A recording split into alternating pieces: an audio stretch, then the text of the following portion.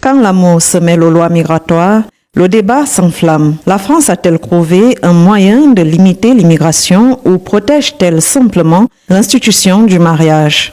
Ce test adopté le 20 février 2025 interdit désormais à un Français d'épouser un étranger en situation irrégulière.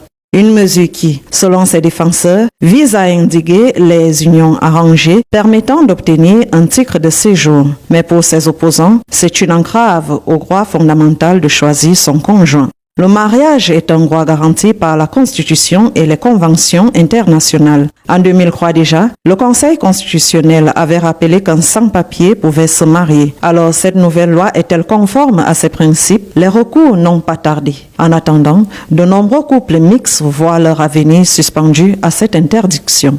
Chaque année, de nombreux Africains en situation irrégulière épousent des Français dans l'espoir d'obtenir une régularisation. Avec une nouvelle loi, cette possibilité disparaît, augmentant le risque d'expulsion et limitant les options de régularisation. Désormais, un Français d'origine africaine ne pourra se marier civilement avec un compatriote en situation irrégulière qu'après sa régularisation. Cette mesure perçue comme une restriction des libertés individuelles pourrait aussi affecter les relations diplomatiques entre la France et plusieurs États africains, certains la jugeant discriminatoire.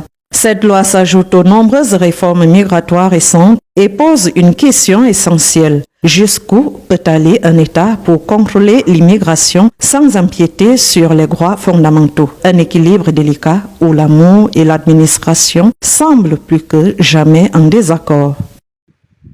Les amis, c'est chaud en France pour les gars qui n'ont pas les kaolos. Le Sénat français a décidé d'interdire désormais les mariages entre les Français qui ont les kaolos et toute personne ne disposant pas de kaolos. Voilà, vous avez bien compris. Le Sénat français, pour parler de façon terre à terre, décide d'interdire les unions entre les Français qui ont des papiers et des résidents étrangers sans papiers sur le territoire français. C'est une information très très gravissime pour l'ensemble de la communauté africaine présente sur le territoire français. Parce qu'on sait que la majorité des étrangers sur le territoire français est d'origine africaine. Et pour certains de ces étrangers-là, l'une des façons pour eux d'avoir les papiers ou d'avoir les kaolos, c'était d'épouser des personnes qui avaient déjà la nationalité française et par alliance, ça leur conférait également la nationalité française. Apparemment, donc, le Sénat français a jugé ça d'un mauvais œil. Je ne sais pas ce qui a poussé le Sénat français à le faire, mais je n'ai pas vraiment ma petite idée parce que à une certaine époque, je crois que ça fait 2 ans, il y a un Camerounais, non, pas un Camerounais, un Nigérian, voilà. Il y a eu un Nigérian en Allemagne qui avait organisé tout un marché derrière le Kaolo. Il faisait comment? Quand les Africains venaient en Allemagne, soit pour étudier, soit pour travailler, donc quand je viens d'arriver, tu n'as pas encore les papiers, quoi. Lui est installé là-bas depuis, il avait déjà les papiers. Quand ces Africains-là arrivaient, le gars faisait des contrats secrets avec ces femmes-là. Il faisait des enfants, hein, avec le consentement de ces femmes-là. Et par la suite, comme en Allemagne, le service social est bien organisé, le service social prenait en charge l'enfant et parfois la maman. Et chaque mois, donc, il y a un certain montant, je crois qu'on a dit c'était 800 euros, c'est 1200 euros, c'est combien, c'est pas trop, je ne me rappelle plus trop bien, que l'État allemand verse pour le compte de l'enfant. Donc, son business, c'était que il visait à chaque fois cette somme-là, puisque ça se verse chaque mois. Je ne sais pas de quel âge à quel âge. Peut-être ça doit être les choses de 0 mois, peut-être, je ne sais pas trop. Parce que c'était assez conséquent quand même pour que ce gars développe tout un grand, vaste réseau. Parce que le gars a franchement niasse plusieurs Africains là-bas et a filé des gosses à ces femmes-là. Et à chaque mois, le gars restait là, c'est la couleur douce. L'argent tombait dans son compte. Ting, ting, ting. C'est la belle vie, la haute vie que le gars menait quand il rentrait au Nigeria qui a alerté les autorités allemandes. Tout ça parce que c'est toujours un frère africain qui allait trahir, qui allait vendre la mèche aux autorités allemandes. Je ne sais pas si c'est la même chose qui s'est passée en France pour que le Sénat français arrive a interdit les mariages entre les Français et ceux qui n'ont pas les papiers vivant sur le territoire français. C'est un peu dommage parce que c'est contraire à l'esprit de l'amour, parce qu'on dit souvent que l'amour, c'est sans frontières. Donc, c'est un peu comme si on avait dit là, les sénats français avaient établi les frontières pour l'amour. Si une Française tombe éperdument amoureuse d'un Africain ou je sais pas trop, bon, ce ne sont pas forcément les Africains qui sont sans papier. Il y a d'autres nationalités là-bas, autres qu'africaines, qui vivent sans papier.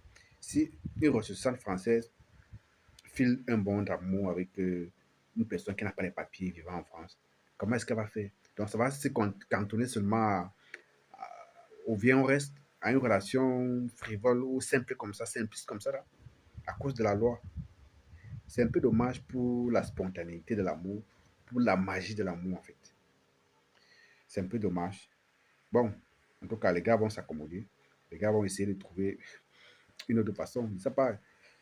Parce qu'avant, les gars pouvaient filer les gars pouvaient filer les enfants aux Françaises pour espérer peut-être rester sur le territoire. Et d'ailleurs même, je crois que c'est une tendance parce que dès que Donald Trump est revenu aux affaires aux États-Unis, le gars a également signé un décret qui allait dans ce sens. Le gars a interdit désormais la nationalité par les liens du sang. Parce qu'avant, les gars faisaient comment? Les gars faisaient que ils font tout par aux États-Unis et accoucher là-bas pour que l'enfant qui est né aux États-Unis acquiert automatiquement la nationalité par le droit du sang, par le droit du sol, autant pour moi, c'est le droit du sol, parce qu'il est né sur le territoire américain. Et ça conférait une certaine protection à l'endroit des parents, surtout de la mère qui avait donné naissance à l'enfant, parce qu'on ne pouvait pas peut-être au bas âge séparer la mère de l'enfant. Mais de notre arrivée, le gars a vu ça d'un mauvais œil, le gars a mis que non, niet par rapport à ça. Donc, je crois que les Européens et les Occidentaux sont en train de tout faire pour vivre de façon, c'est pas replier sur eux-mêmes. Les gars veulent à tout prix chasser les étrangers chez eux. C'est la question qu'on se pose, quoi. Pourtant, ces gars entrent librement chez nous, entrent comme ils veulent depuis des années, qui sont venus en Afrique pour coloniser les gens. Ils reviennent comme ils veulent, après nous avoir longtemps pillés. À qui la faute, les amis? À qui la faute? On peut questionner. Pourquoi est-ce que nos dirigeants, nos gouvernements ne créent pas les conditions propices pour que la majorité ne pense pas que le meilleur est ailleurs et essaie de rester chez eux? C'est vrai qu'on ne peut pas empêcher l'immigration, mais s'il y avait un minimum de choses sur place, ça aurait quand même réduit parce qu'il y a plein de gens qui partent sans papier, parce qu'ils partent pour chercher une meilleure vie. S'il y avait un meilleur cadre sur place, c'est que même ceux qui partent de façon légale. Et du coup, il n'aura aucun problème à convoler à juste noce avec les ressortissants des autres pays, quoi. Donc, je voulais partager avec vous cette information-là parce que c'est vraiment triste pour la communauté africaine vivant en France qui est encore sans papier. Nous savons que ce n'est pas évident d'avoir le papier là-bas. Tous ces États-là qui sont longtemps venus voler l'Afrique ont rendu compliqué les procédures d'obtention des papiers. Et avec cette nouvelle règle-là, ça devient encore davantage compliqué pour eux d'avoir le Kaolo dans ces pays-là. À très bientôt.